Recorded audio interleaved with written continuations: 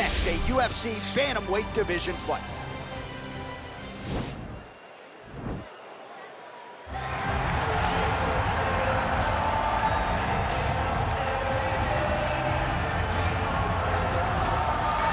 Well, we probably trot out the term well-rounded in modern-day mixed martial arts more than we should, but this fighter certainly fits the bill. Oh, 110%. He can do everything inside the octagon. Where he is most comfortable is inside of that 8-sided structure where most men are terrified of being. But for this gentleman, he only wants to be there. When you try to wrestle him, he's able to defend takedown. If you dare stand and strike with him, he can knock you out. He's got all the tools necessary to become a UFC champion. His first martial art, mixed martial arts, and that's not always the case. He believes that he should have a lot of advantages in this matchup tonight.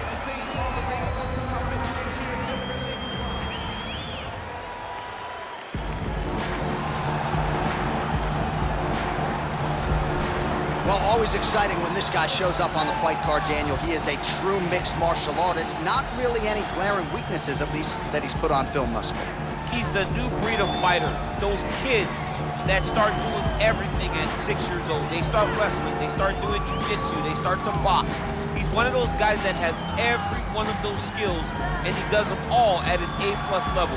He's got tremendous cardio. He is the type of fighter that in a few years will just litter the UFC roster across the board. And oftentimes his opponents will say he doesn't really do anything special, but he does everything at A+ level, and he believes he'll have a lot of advantages in this matchup tonight. Our tale of the tape for this bantamweight fight. So these fighters are just a year apart, with some differences in height, but the same reach. Here is Bruce Buffer. Ladies and gentlemen, this is the main event of the evening. And when the action begins, our referee in charge of the Octagon, Dan Mergliata. And now, this is the moment UFC fans around the world have been waiting for. Live from the sold-out Toyota Center in Houston, Texas. It's time! 5 rounds in the UFC bantamweight division. Introducing first, fighting out of the blue corner. This man is a mixed martial artist, holding a professional record of 15 wins, 4 losses. He stands 5 feet 11 inches tall, weighing in at 135 pounds. Fighting out of Aurora, Colorado, Cory Sandhagen.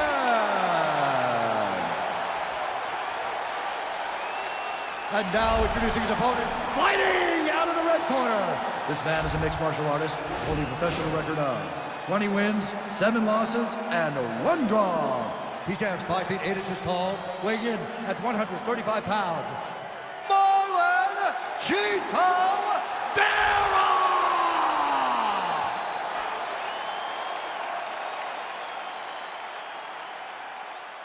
All right, bring through the rules in the locker room. I want you to obey my commands at all times, protect yourself at all times. I want a nice, clean, safe fight. Touch gloves, back your corners, come out fight.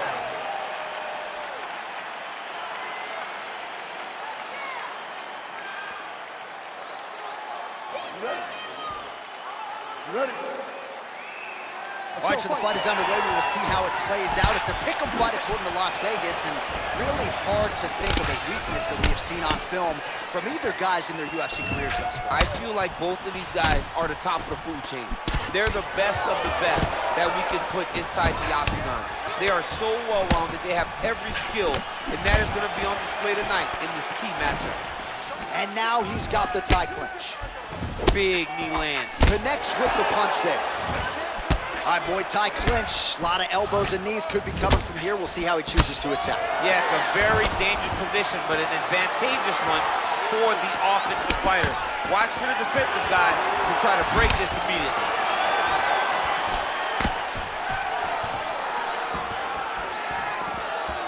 Well, perhaps a sign of things to come as he lands a kick there. Nice kick landed by the jump. And the left kick there with conviction. Oh!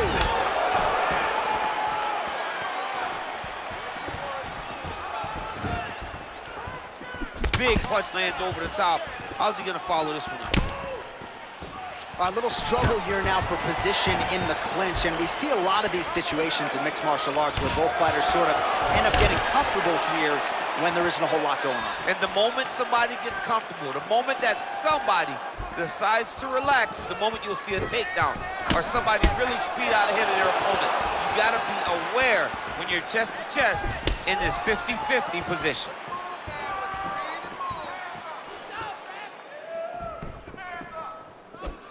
Big, powerful punch lands. Now he gets back to range.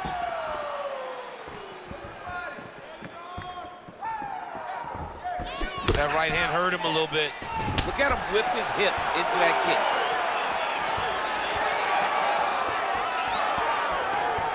Straight right hand, no good.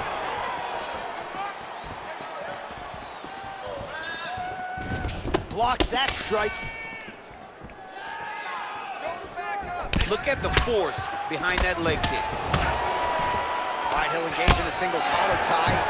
All right, so the commitment to the takedown pays off. After several failed attempts, he finally gets his first takedown. Now let's see what he can do with it. Oh, big head kick. Nice straight punch. And they separate. Just missed with that right hand.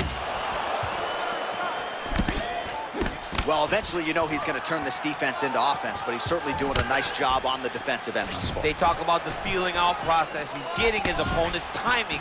Now he's blocking everything. Expect counter as we go forward. And he switches to southpaw. Second round, straight ahead.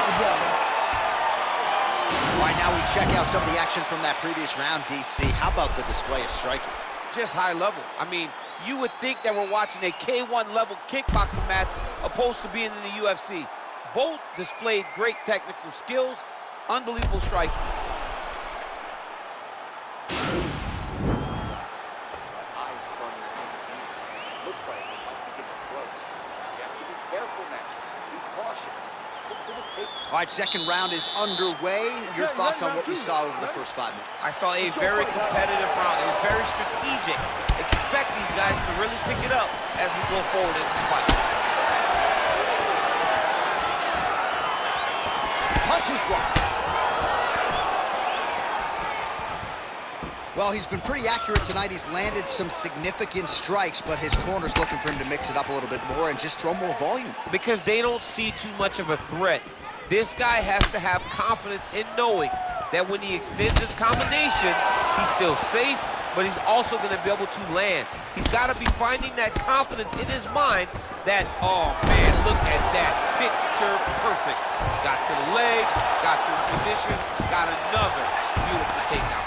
Oh, trying to pass here, but Dikembe Mutombo style, he gets denied. Blocked! Great job blocking that pass by the bottom fighter. Close guard.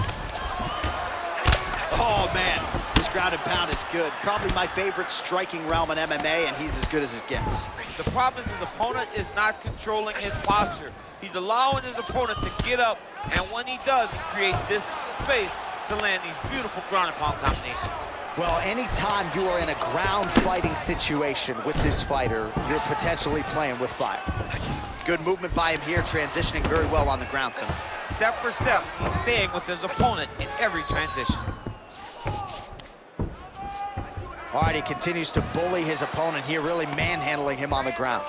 Oh, and he gives up his back here, DC. I know you've never had your back taken in the UFC. He's gonna start looking to try to attack a rear naked choke, and that's exactly what he's doing.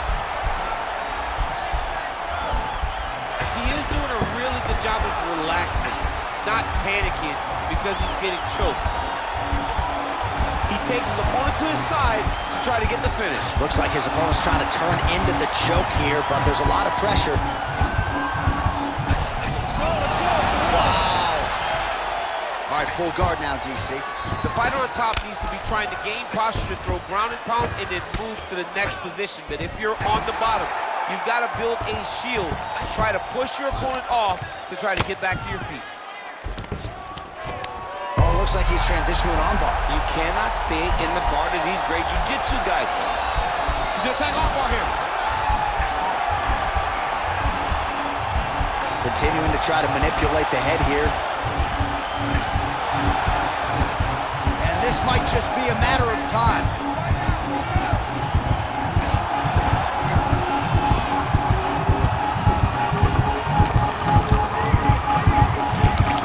There it is, so he taps out due to the arm bar tonight. High-level grappling work. I mean, he had to tap. If he did not tap, this man is not opposed to snapping his arm. Right. Sometimes it's better to live to fight another day, but hats off to this fighter on a great submission victory.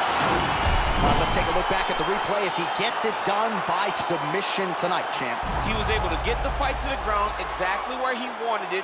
Eventually, his opponent gave him an opportunity to get a submission. He did that, and he should be very proud of the work he did tonight in the octagon.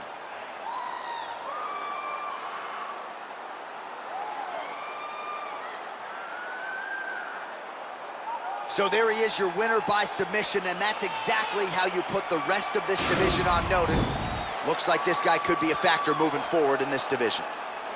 Ladies and gentlemen, referee Dan Bergliata has called a stop to this contest at 4 minutes, 41 seconds of round number 2. Declaring the winner by tap out due to an armbar, Cory Sandhagen! Well, what an incredible result here tonight as you see the winner there celebrating his victory by way of submission, and they put so much stock into finishing this fight. They felt like to really spin his career forward, they needed to not just win, but get the finish, and they certainly got it tonight. They got the finish. He's such a terrific grappler. Every time he is on his back, he looks for submissions over and over again. Eventually, he found one tonight and got the desired result.